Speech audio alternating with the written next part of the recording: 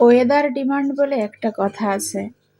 দেখুন কি নিয়ে এসেছি, খিচুড়ি, ল্যাটকা খিচুড়ি সবজি দিয়ে, সাথে এই যে পেঁয়াজ মরিচের ভর্তা।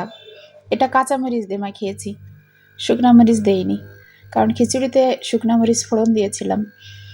এটা হচ্ছে কাঁচা মরিচ, লেবু। এবার বলতে পারেন ডিম ভাজি বা আচার কোথায়? আসলে ডিম ভাজি করিনি ইচ্ছা করেই, কারণ এই যে এইটা দেখুন, কাঁচা আম খিচুড়ির ভিতরে সেদ্ধ দেওয়া। এটা কিন্তু আমার মায়ের রেসিপি।